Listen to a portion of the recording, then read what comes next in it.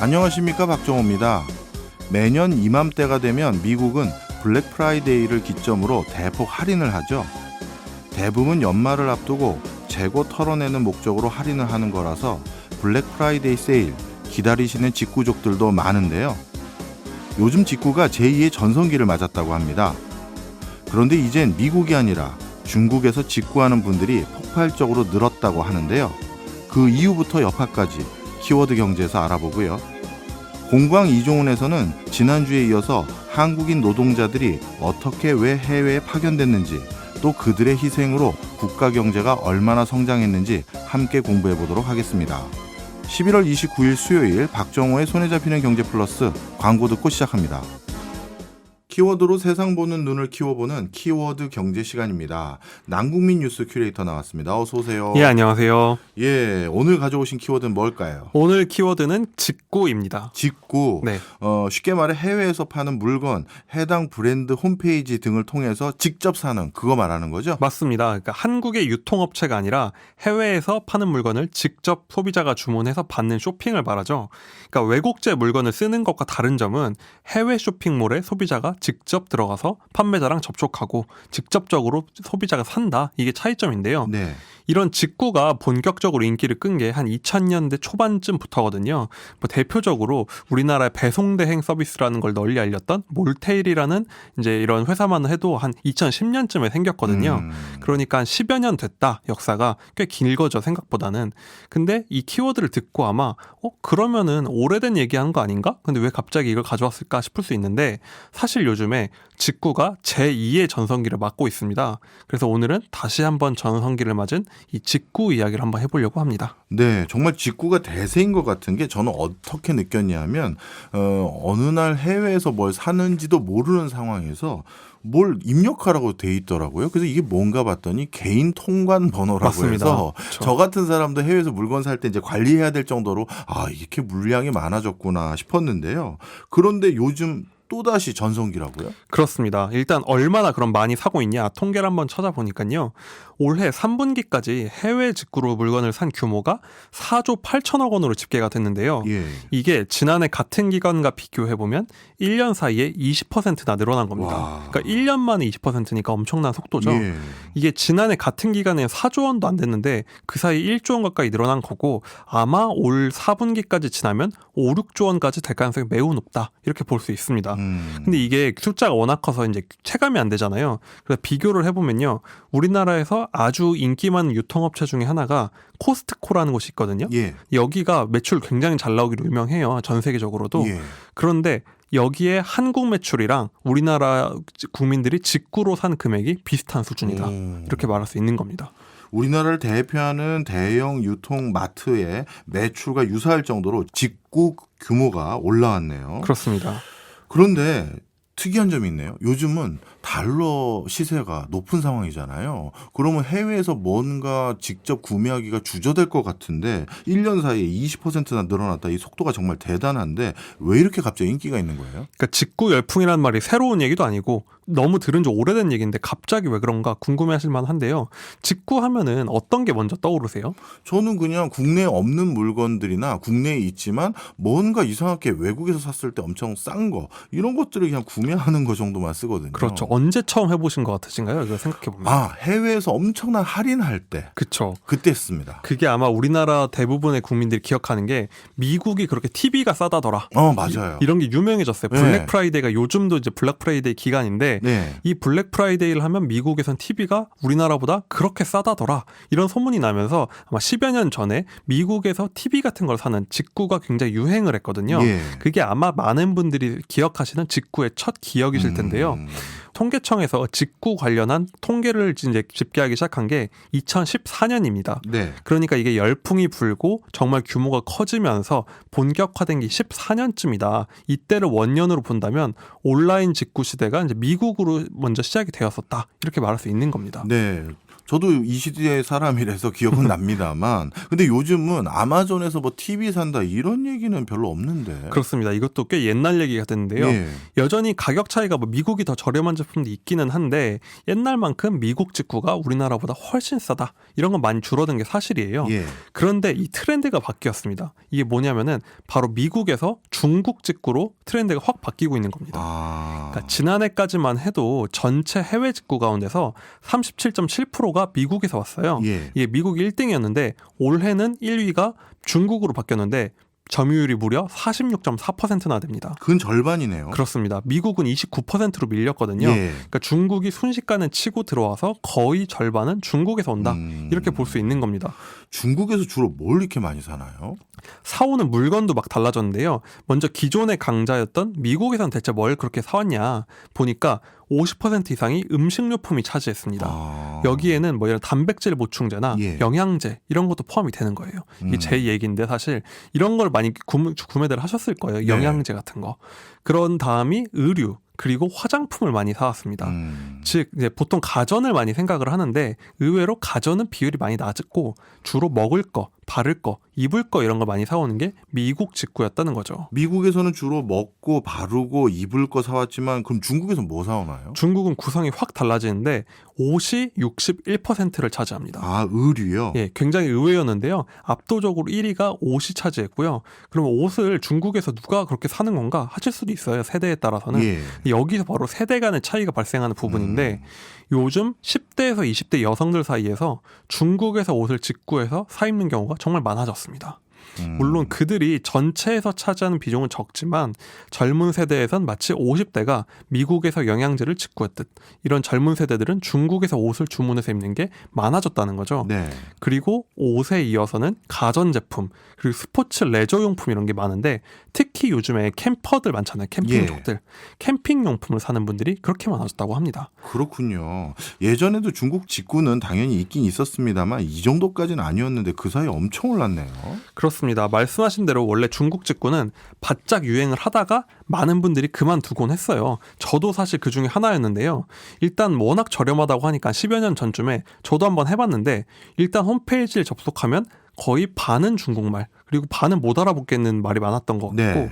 물건을 겨우 찾아서 결제하려고 하면 또 우리나라에 있는 간편 결제 이런 건 없는 거예요. 그래서 혹시 어렵게 이제 주문을 하면 배송이 또 오래 걸리는 거죠. 제가 카메라 삼각대를 하나 주문했었는데 예. 이걸 2달 만에 받은 적이 있거든요. 그때부터 만들어서 보냈나 보다. 그러니까요. 저도 주문한 걸 까먹고 있었는데 오긴 오는구나 했던 기억이 나는 거예요. 예. 여기다가 반품까지 하려면 사실상 불가능하니까 그렇네요. 아마 많은 분들이 한번 해보고 포기를 했을 겁니다. 불과 얼마 전까지만 해도 이던 분위기였는데 어떻게 이렇게 시장이 바뀌었을까요? 그러니까 중국 직구가 지금 열풍을 이끌고 있는 게 3대장이라고 불리는 앱들이 있어요. 네. 알리익스프레스 그리고 테무 그리고 쉬인 이 세 가지인데 예. 오늘은 이제 가장 대장이라고 할 수 있는 알리를 중심으로 설명을 드리도록 할게요. 예. 근데 중국 직구가 지금까지 성장이 더뎠던 건 세 가지 불신 때문이었어요. 그러니까 올해 한국에서 진출할 때는 업체들이 칼을 갈고 이 세 가지를 회복해야 되겠다 이러고 진출을 한 겁니다. 첫 번째는 뭔가요? 첫 번째 문제는 바로 배송인데요. 예. 방금 말씀드린 것처럼 중국 직구를 했더니 뭐 물건이 한 달 뒤에 왔다. 아니면 내 물건이 어디 브라질에 가 있더라. 이런 무용담 같은 이야기들이 있었죠. 예. 저도 경험을 해본 건데 그런데 지금 알리의 경우에는 5일 배송 보장제를 시행하고 있어요. 그러니까 물건에 따라 3일인 경우도 있고요. 5일이면 한 주문하고 한 다음 주쯤에 받아야지 하고 시키면 되는 거잖아요. 예. 그러니까 한 달 생각하던 때와 비교하면 확 줄어든 겁니다. 그런데 사실 이게 속도만 중요한 건 아니에요. 왜냐하면은 5일이란 시간이 지금 기준으로는 짧은 건 아니거든요. 네. 근데 더 중요한 건 5일보다도 보장을 한다는 거에 이제 방점을 찍는 겁니다.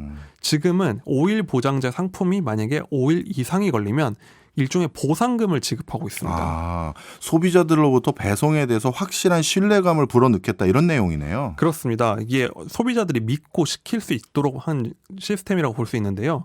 제가 예전에 경험했던 게 국내 어떤 업체가 다들 이런 당일 배송 이런 걸 하니까 네. 자기들도 1일 배송 하겠다 이렇게 공약을 해놓은 거예요. 예. 그래서 저도 한번 시켜봤는데 이게 안 오는 겁니다. 그래서 이틀, 3일이 걸렸는데 예. 사실 급한 물건이 아닌데도 그 이후부터는 여기 못 믿겠다 이런 생각이 드는 거예요. 예. 근데 이거는 국내 서비스들도 다 마찬가지인데 국내 시장을 노리는 이제 알리가 봤을 때는 이 문제부터 해결해야겠다. 그래서 꺼내든 카드가 속도도 중요하지만 그 날짜를 약속해주겠다. 보상까지 해준다. 이 카드를 꺼낸 거죠. 네, 속도보다 신뢰를 더 중요시 여기는 그런 정책이라고 볼 수 있겠네요. 또 다른 카드는 뭘까요?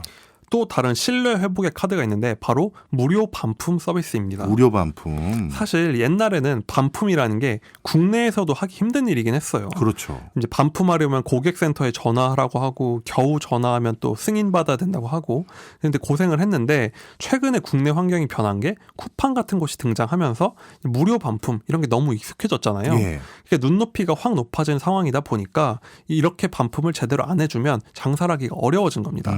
그래서 직구는 특히 이게 어려운 게 물건을 샀는데 이거 만약에 판매자 못 믿잖아요. 바다 건너에 있는 사람이니까. 그러면 어떻게 주문하지? 많은 분들이 여기서 꺼린 건데 알리는 무료 반품을 적용을 해서 반품 신청을 하면 자기들이 수거도 해가고 수거해 가서 승인이 나면 바로 환불을 해주는 서비스를 도입한 겁니다. 네. 이게 사실 국내에선 당연한 서비스지만 해외 직구 중엔 지금도 반품은 불가합니다. 이런 게 많아요. 아니면 반품 배송비가 물건값보다 비싼 경우도 많고요.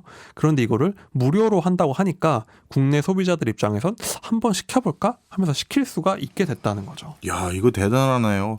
바다 건너온 물건을 무료로 반품해준다. 이거 정말 대단한 것 같은데. 그리고 그럼에도 불구하고 하나 걱정되는 게 중국이라는 아직 이미지가 우리가 가격에 대해서는 확실히 경쟁력 있어 보이지만 품질을 걱정하는 분들이 많거든요. 그렇죠.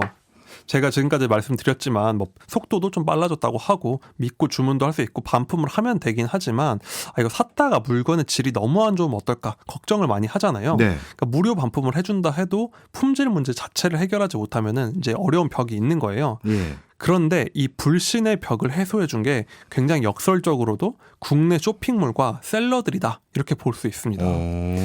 이게 무슨 얘기인가 하면요. 지난 몇 년간 이제 중국 직구는 많이 인기가 사라져 있었잖아요. 예. 그런데 그 사이에 불었던 열풍이 뭐가 있었냐면 이커머스 쇼핑몰에 입점해서 셀러로서 물건을 팔아서 직장 생활을 하면서 부수입을 만든다.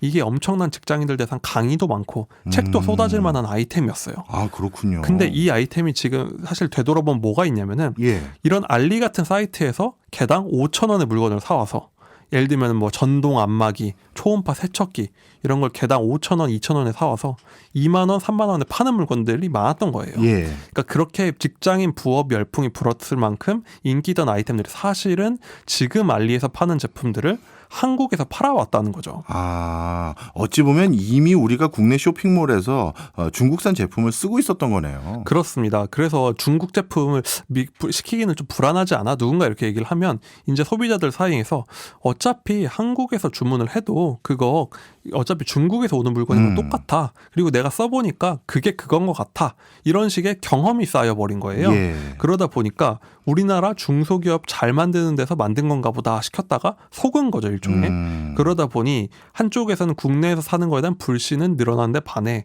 중국 제품에 대해선 어느 정도 불신이 허물어지는 시간이 지난 몇 년간 있었다는 겁니다. 네. 그러니까 역설적으로 국내 판매자들 덕분에 이제 불신의 벽이 하나가 제거가 됐다.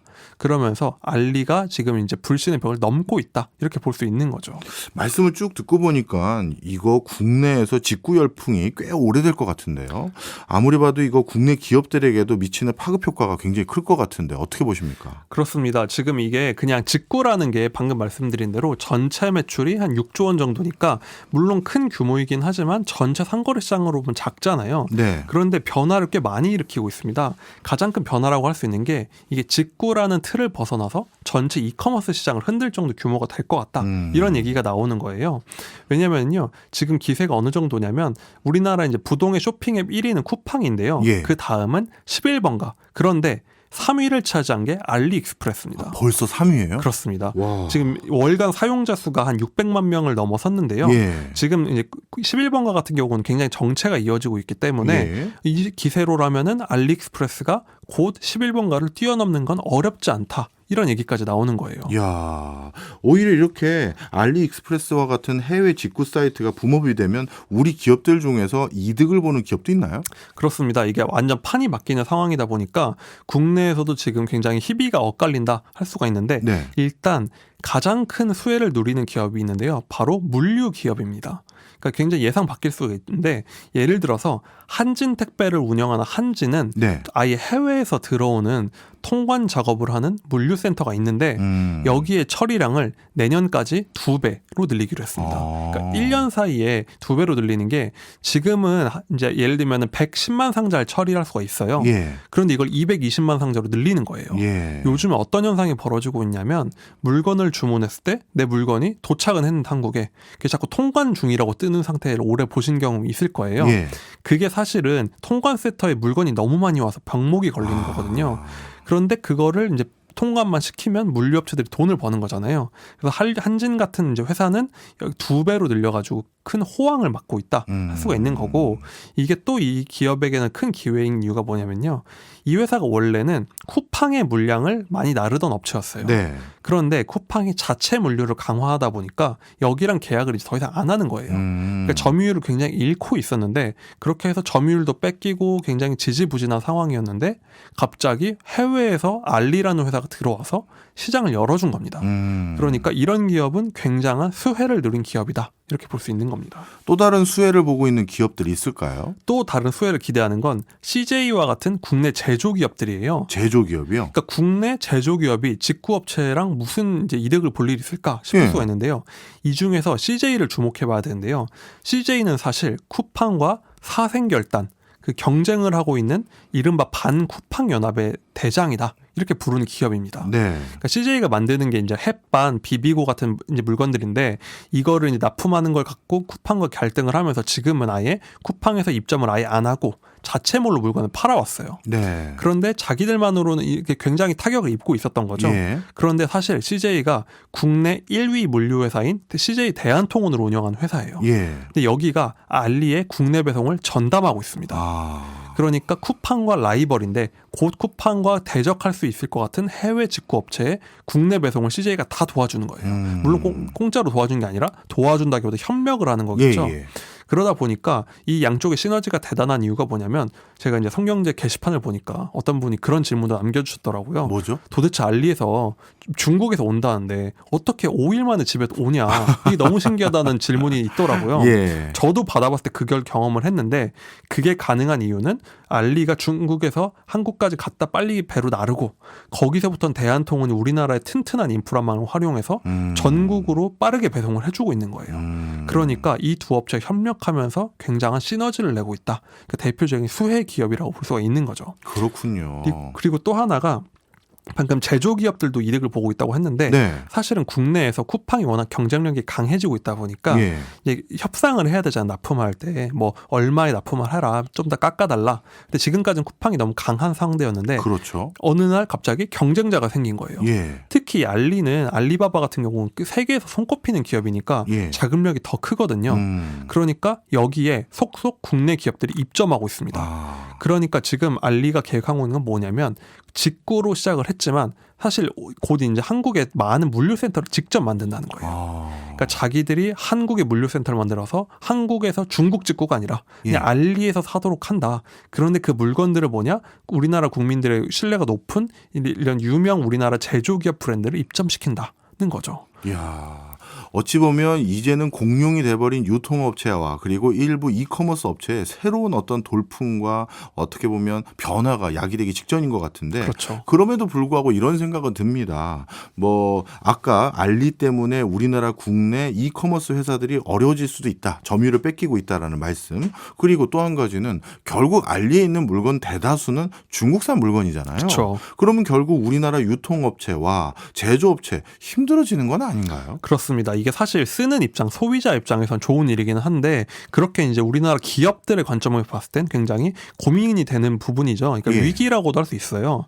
사실 국내 이커머스 시장은요. 쿠팡 정도를 빼면 만성 적자, 뭐 매출 이익 정체 그런 상태였거든요. 예. 그런데 특히 쿠팡은 뭐 로켓 배송, 와우 회원 같이 이제 일종의 자기들만의 경쟁력을 갖췄잖아요. 네. 다른 좀 경쟁력을 상실한 이커머스 쇼핑몰들은 전문가들은 사실상 알리랑 경쟁하기가 쉽지 않다 이렇게 보는 거예요. 예. 왜냐하면 이 이커머스 업체들은 지금까지 저가 경쟁으로 경쟁을 해왔는데 저가 경쟁에선 최강자이고 돈도 엄청 많은 알리라는 경쟁자가 등장을 하니까 예. 사실상 우리나라의 이제 좀 경쟁력이 떨어지는 유통업체들은 쉽지 않다 이렇게 보고 있고요.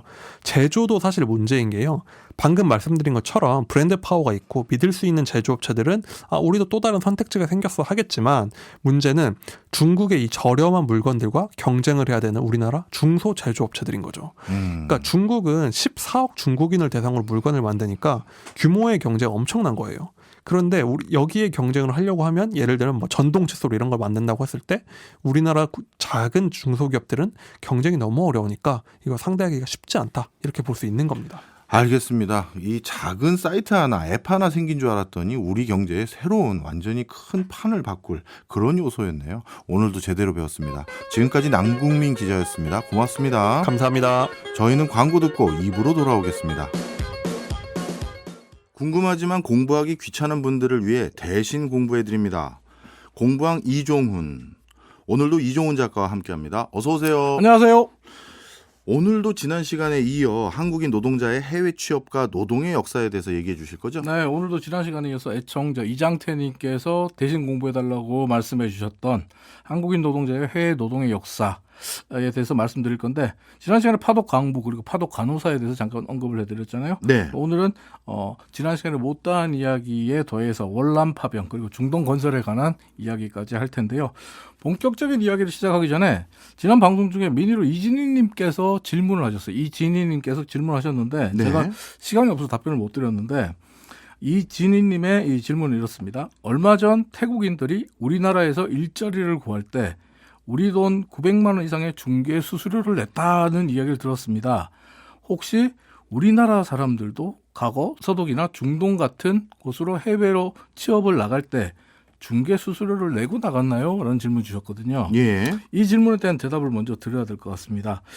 파독 간호사의 경우는 지난 시간에도 말씀을 드렸습니다만 정부가 나서서 정부 대행기관인 한국해외개발공사에서 간호사 파독 송출을 전담하기 전까지는 민간에서 간호사들을 서독으로 파견하는 일이 전부였어요. 네. 그러다 보니까 민간에서 하게 되면 수수료가 붙죠. 수수료가 붙죠. 그럼요. 네, 중개 수수료가 있었어요. 그리고 서독으로 보내주겠다면서 사기를 치는 일들도 빈번했다 그래요. 66년의 언론 기사들을 보면 해외 취업 사기가 기승을 부린다. 이런 제목의 헤드라인을 단 기사들이 제법 많았어요. 근데 이런 사기는 파독 강부를 대상으로도 많았다 그래요. 파독 강부, 정확히 말하면 파독 강부를 원하는 사람들을 대상으로 더 심하게 진행됐다라고 하는데 워낙 경쟁이 좀 치열하다 보니까 지난 시간에 말씀드렸지만은 파독 강부 지원 그 조건이 1년 이상 탄광에서 일한 사람들이라고 돼 있단 말이에요. 예. 그럼에도 불구하고 대졸자들이 그 당시에 정말 보기 드문 인텔리들, 엘리트들이 이 파독 강부 자리에 지원서를 넣었거든요. 그리고 당시에 이 파독 강부가 되면 큰 돈을 벌 수 있다라는 미디어의 환상이 심어져 있었기 때문에 많은 사람들이 이 자리를 원했어요. 그래서 줄도 대고 백도 써야 된다는 인식이 강했습니다. 근데 백이나 줄을 대야 된다. 이런 생각을 하게 되면 꼭 이런 사람들이 등장합니다. 야, 내가 아는 사람 중에 그 일 하는 사람이 있어. 나 든든한 백 있어. 내가 그 사람한테 말 잘해줄 테니까 너는 그 사람한테 인사할 돈만 좀 마련해봐. 라고 하고 파독 강부 자리를 원하는 사람들에게 접근해서 돈을 갈취해가는 사기가 빈번하게 일어났다. 이런 이야기들이 있습니다. 그만큼 파독 강부와 간호사라는 직업이 선망의 대상이 되었던 시기라는 걸 반증하네요. 근데 저는 지난 시간에 말씀해 주신 내용들 중에서 특히 인상적이었던 게 이들이 벌어왔던 외화가 우리나라 경제 발전에 진짜 큰 힘이 됐다. 그렇죠. 통계적으로도 그게 되게 인상적이었어요. 그러니까 상품을 만들어서 수출하게 되면 상품을 만드는 데 필요한 원자재 수입 비용이라든지 여러 가지 비용들이 빠져서 외화 가득률이라고 하는데 이 가득률이 떨어지거든요. 근데 그 강부들과 간호사분들이 서독에서 일하시고 받은 봉급 중에 일부를 국내로 보내면 이건 100% 벌어들인 외화가 된단 말이에요. 순이익이 되는 거죠. 그렇죠. 쉽게 얘기해서. 그러니까 지금 말씀하신 대로 파독 강부와 간호사분들이 보내준 외화가 한국 경제 발전에 큰 힘이 됐다. 이건 멀리 갈 것도 없이요. 파독을 시행했던 이 박정희 정부에서부터 지난 문재인 정부에 이르기까지 역대 모든 대한민국 대통령들은 파독 강부들과 간호사들이야말로 숨은 애국자이고 국가 발전에 추석을 닦은 애국자 분들이다라고 입을 모으고 있습니다. 네. 이 말 한마디로 다 끝난 거죠. 그렇죠, 뭐. 가발 이야기할 때 말씀드렸던 것처럼 1960년대, 70년대 가발 공장에서 일했던 가발공들, 특히 여공분들, 이분들이 대한민국 산업을 일으킨 애국자들이시고 서독의 탄광과 병원으로 가졌던 파독 강부들, 파독 간호사분들이 나라의 발전에 힘을 보탠 애국자분들이었습니다. 네. 그런데 이제 이렇게 각광받았던 직업이 뭐 지금이야 당연히 우리나라 국민소득이 올라갔으니까 관심의 대상에서 당연히 멀어졌겠지만 이 어느 순간 이게 갑자기 사라진 거예요? 아니면 상황이 바뀐 거예요? 상황이 바뀌었어요. 소독과 한국의 상황이 바뀌면서 사실 한국 정부는 계속 파독을 원했어요. 아, 그래요? 네, 파독을 원했는데 소독에서 이제 그만 와. 왜요? 그만 보내. 왜요? 이렇게 한 건데요. 실제로 이제 강부 같은 경우에는 소독이 60년대 후반부터 이제 탄광산업 효율화를 위한 강산 통폐합 작업을 합니다. 네. 광산들을 통폐합하기 시작하면 어떻게 되죠? 인부가 줄어들겠죠. 그렇죠. 강산의 인력이 자연스럽게 감축될 수밖에 없죠. 그러니까 통폐합이 되면 일자리가 줄어들고 뭐 기존에 일하는 사람들이 구조조정의 대상이 되듯이 예. 광산 역시 마찬가지였거든요. 그러니까 일자리가 그만큼 부족해졌어요. 그리고 또 1970년대 석유 파동이 되면서 소독도 이제 경제 상황이 나빠지고 60년대 소독은 완전 고용 상태에 접어들었기 때문에 힘든 일을 할 사람들을 외국에서 찾았거든요. 예. 왜냐하면 국내 소독인들은 더 이상 우리 힘든 일을 안 할래. 다른 일자리 찾아볼래. 이러니까 힘든 일을 할 사람이 없어서 외국인들의 손에 의지했는데 소독 경제 상황이 오일 쇼크 때문에 나빠지니까 1974년 12월 말 현재 기준으로 봤을 때 소독이 실업률이 4.2%나 급증합니다. 예. 그래서 실업률이 4.2%가 되니까 소독 연방 노동성이 야 이제 더 이상 외국인 노동자 못 받아. 더 받아들이지 마라고 얘기해요. 그리고 취업 중에 있는 외국인 노동자들조차도 돌아갈 것을 권고하는 쪽으로 정책을 전환하게 됩니다. 네. 그리고 1978년이 되면서 소독 정부는 아예 외국인 신규 근로자의 고용을 전면 금지하는 조치를 발표하게 됩니다. 한국 강부 역시 예외가 아니니까 더 이상 신규 파독이 불가능해진 거죠.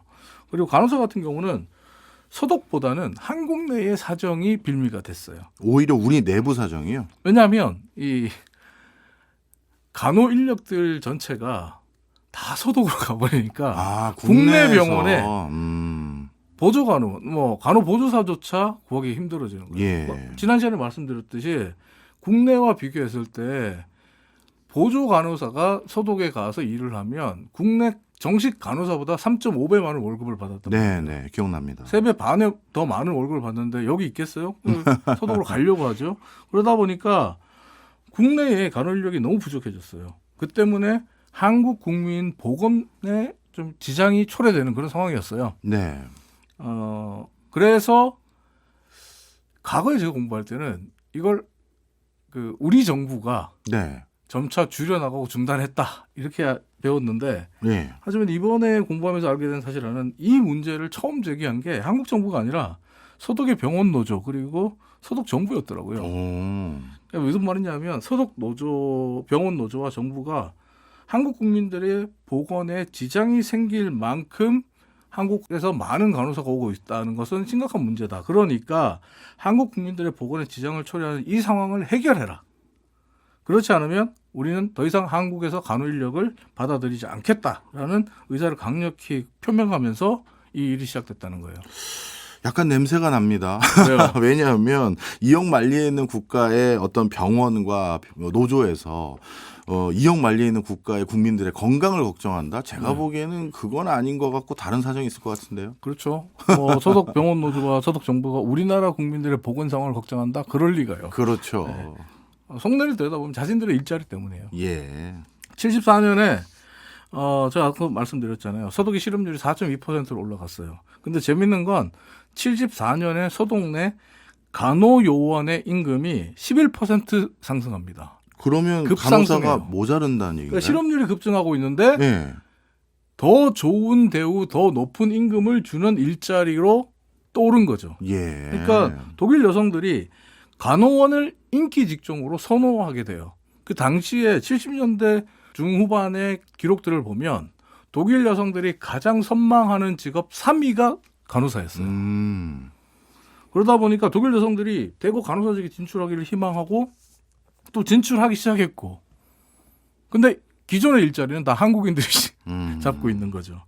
그러니까 더 이상 한국에서 간호원들을 받아들이면 안 되겠다라는 생각이 들었고, 또 서독 정부 입장에서 보면 이 시기에 저기 필리핀이나 아프리카에서 사람 데려오면 더 싼데? 더 싼 데를 찾았구나. 예.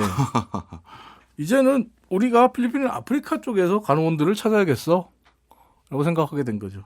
그러면서 방향이 틀어지게 돼요. 네. 때문에 파독 간호사 같은 경우에 1976년 70명을 서독으로 파견한 것을 끝으로 공식적으로 막을 내리게 됩니다. 한국 정부는 사실 당시에도 계속 파독을 원했어요. 네.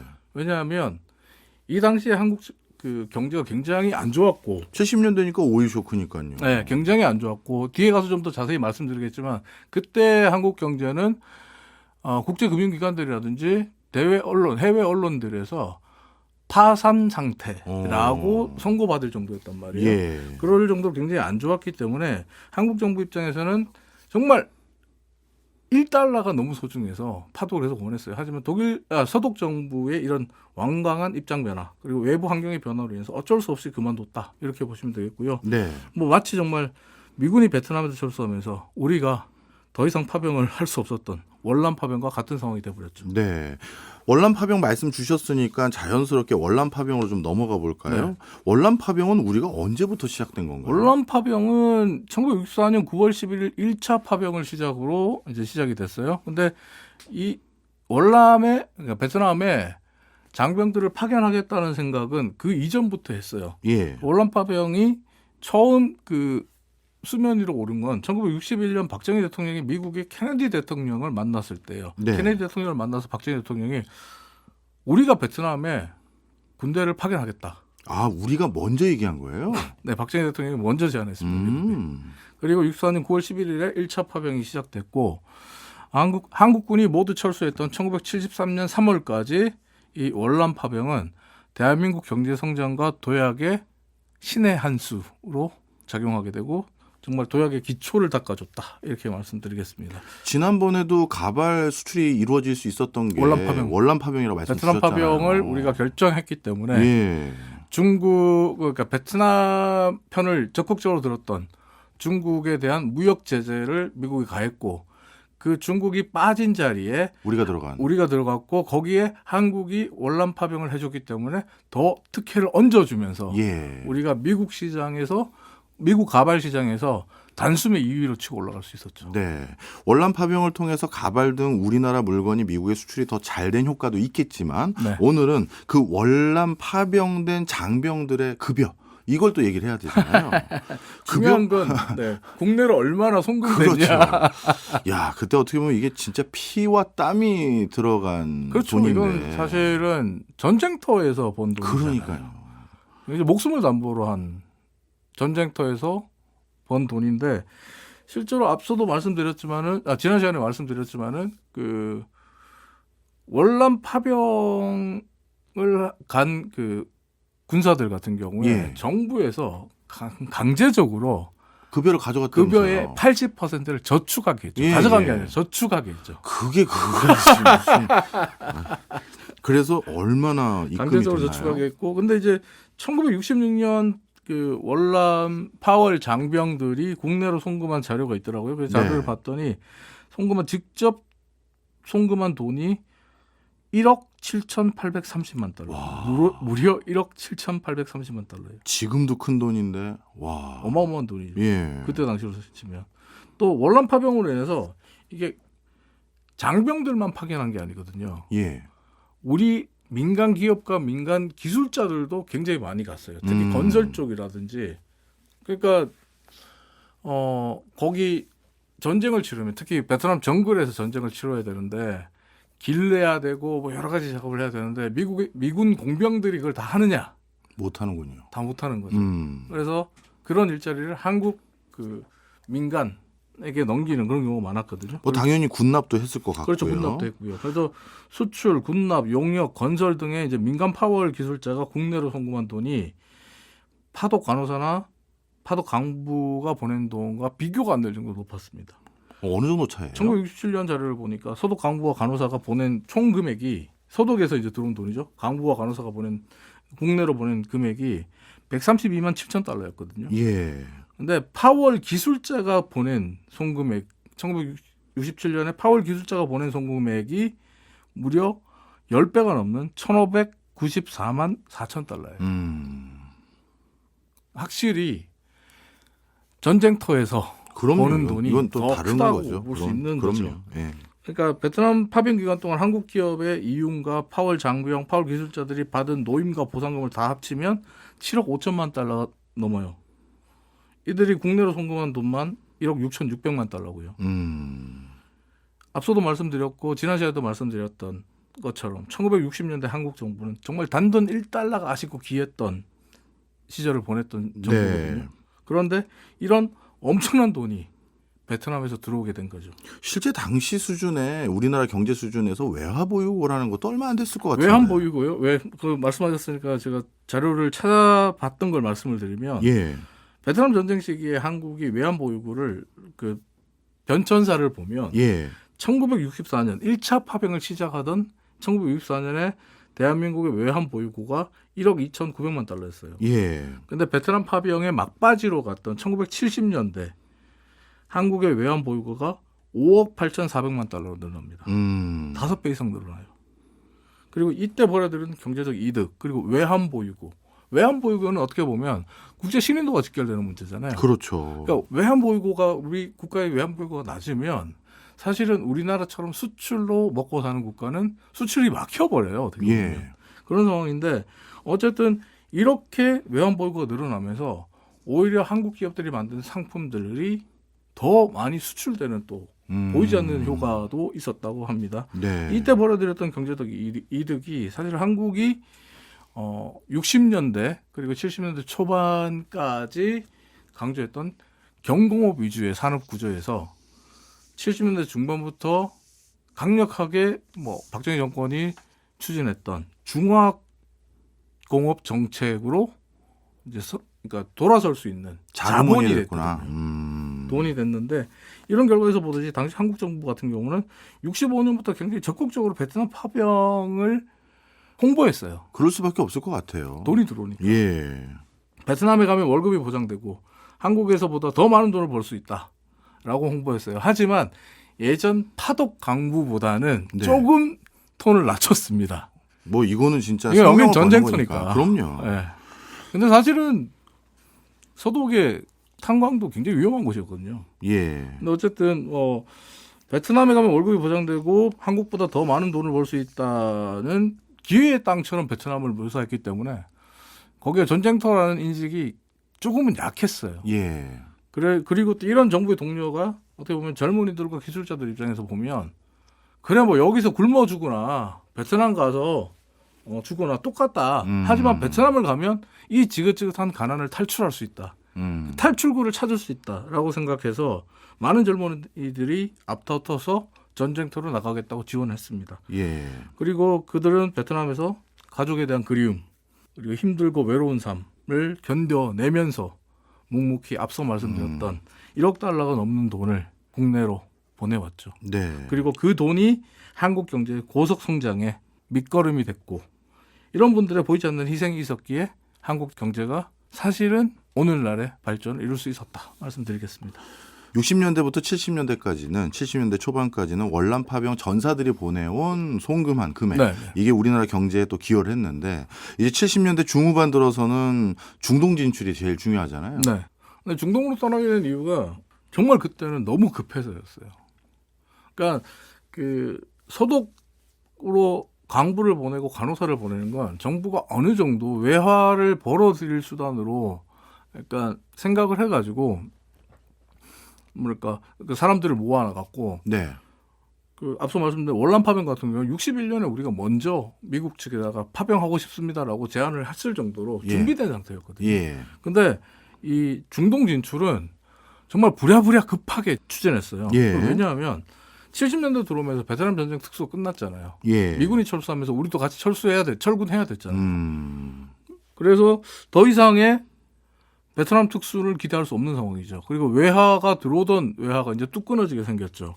그런데 73년에 석유파동 오일 쇼크가 일어나거든요.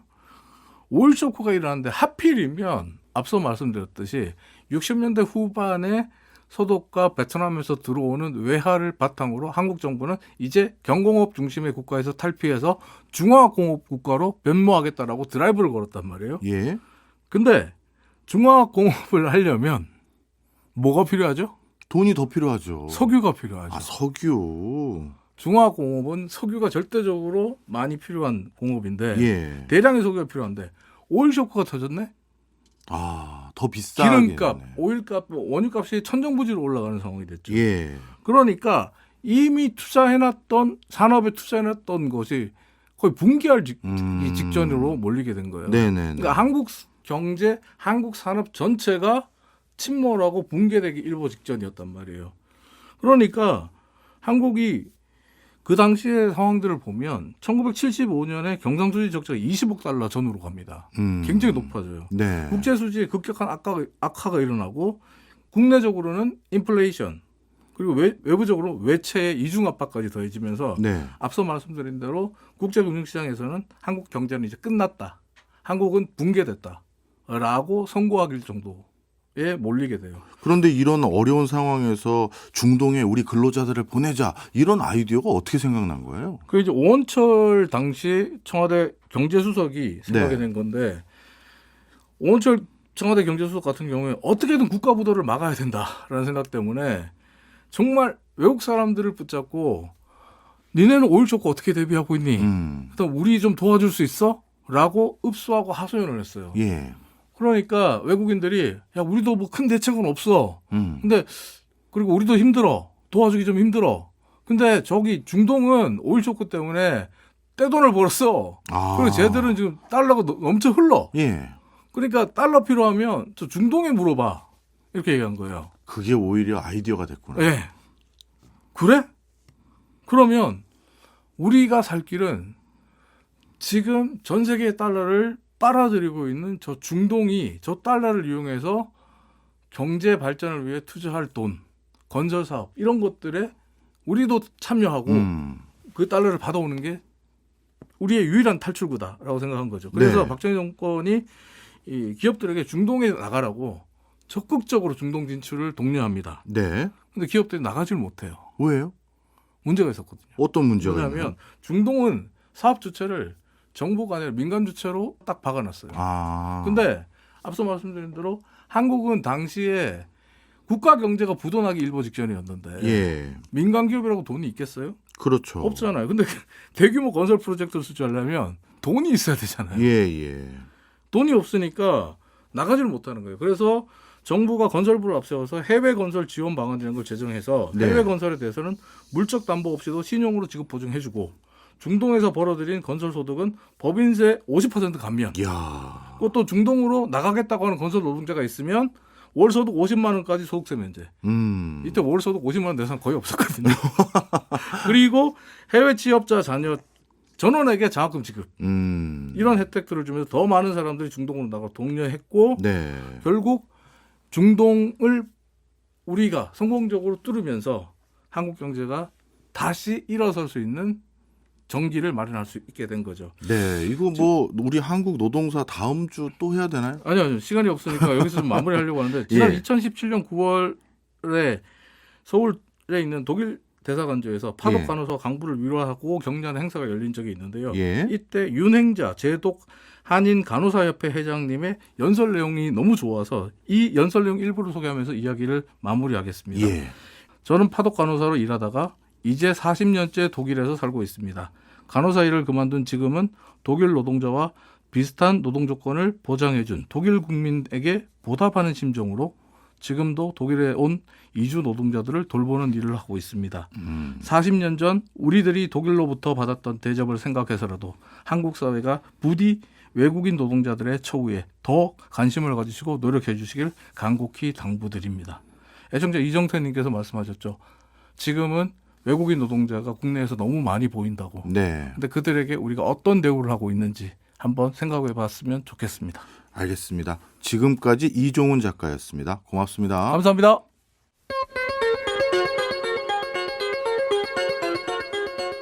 오늘은 꾹꾹 없이 마무리하려고 합니다. 윤행자 제독 한인 간호사협회 회장님의 말씀이 너무 큰 울림이 있네요.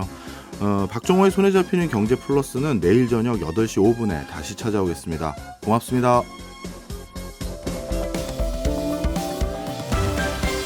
경제 생활의 플러스가 되는 아주 경제적인 시간.